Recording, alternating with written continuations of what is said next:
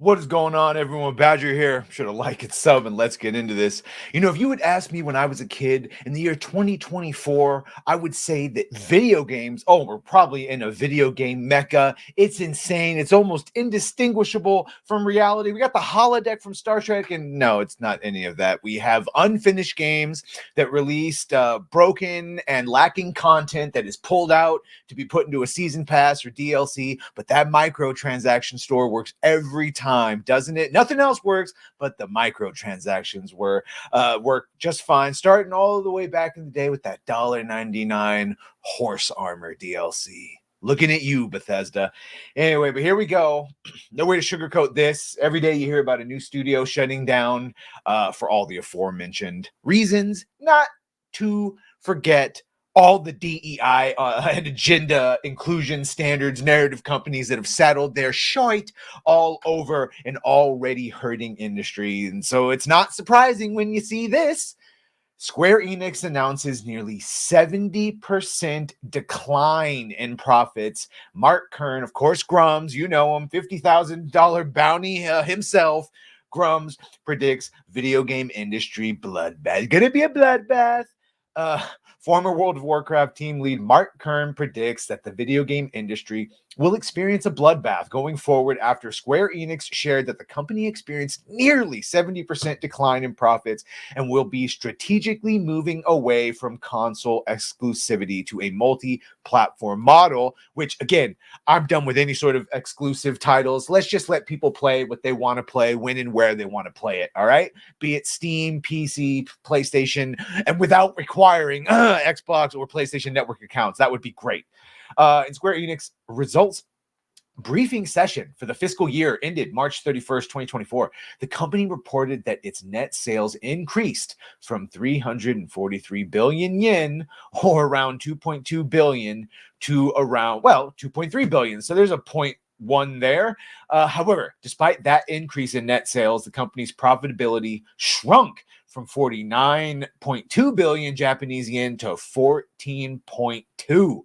That's a decline from around 315 million to 90.9 million. Given the disastrous decline in profits, the company announced a new medium-term business plan with a shift to multi-platform strategy. This strategy details that the company will aggressively pursue a multi-platform strategy that includes Nintendo platforms, PlayStation, Xbox, and personal computers, PCs. Furthermore, PC Master Race, of course. Furthermore, the company detailed a plan to build an environment where customers can enjoy their titles regardless of major franchises and AAA titles, including catalog titles. It also hopes to add it hopes to devise a platform strategy for SD titles too that include not only iOS and Android, but also the possibility of PC launches. The company wants to maximize acquisition of new users when launching a title, and that of reoccurring users. Good. How about you just release good games that people have access to? Kern shared his predictions in a post on X. He wrote, "More bloodbath at Microsoft as they face the music of over 80 billion in acquisitions and 40 studios, 40, wow, that failed to grow Game Pass." He continued, "Expect Xbox executives to retire and get roasted as the disaster snowballs heads with." Next, he detailed, "Everybody going multi-platform as sales continue to soften. Microsoft will put their games on every platform faster and in greater quantity. Nothing will be sacred to earn back those dollars. Increased microtransactions, especially for Game Pass." We're finding out Game Pass is basically the root of all evil for Microsoft, causing most of their games to fail before they've even had a chance to succeed. Increased microtransactions, especially for Game Pass, Origin, and other such subscription services. EA has already talked about ads, and they will be turning over every rock looking for money, and the squeeze will be hard. He then declared it's going to get a lot uglier in AAA and console games before it gets better. Remember, 2 years to stop the spread and get gamer voices heard. Play your Steam libraries. Yeah, this is where he called... this is where the 3-year gaming moratorium. So yeah, it's It's going to get a lot uglier in AAA and console games before it gets better. Remember, 2 years to stop the spread and get gamer voices heard. Play your Steam libraries and older games. Vote with your wallet and cancel your PlayStation Pluses to fight Sony PSN requirements and help Stellar Blade. Shout out to that, by the way. We are at 88,000 on the road to 100,000, which is the goal for hashtag Free Stellar Blade. And again, this is all on top of the 2 year that once again that started with the Tomb Raider Shadows of Truth game being a bunch of DEI shit. Either way, 3 years, no 2 years rather, no AAA games. I got no problem with. I can do 3 years. I can do 4. Like I said, I really have years of back catalogs to play, and until they stop the predatory practices, let alone the inclusion of inclusion for inclusion's sake, yeah, it's all bad.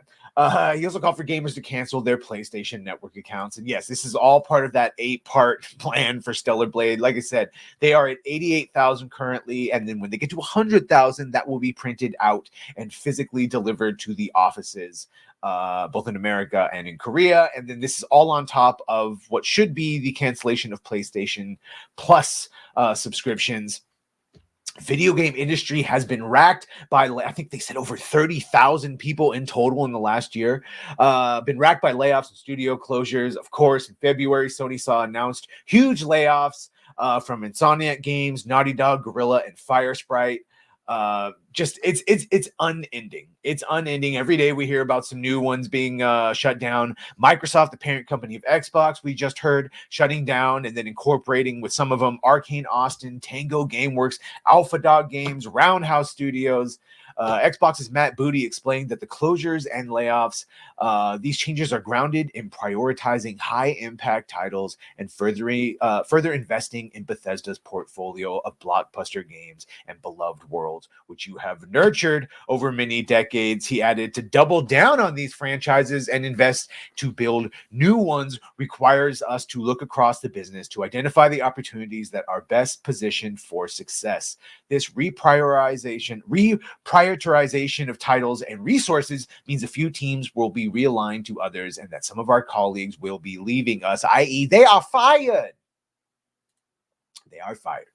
After going over the closures, Booty stated, with this consolidation of our Bethesda studio teams so that we can invest more deeply into our portfolio of games and new IP, a small number of roles across select Bethesda publishing and corporate teams will also be eliminated. That we saw a bunch of mixing of teams and sending them over to ZeniMax for Elder Scrolls Online. All in all, it does not paint a good picture. Bracer Group recently shut down and sold numerous studios, including Gearbox, Saber, and Volition. The company has more recently announced its plan to split itself into 3 separate entities.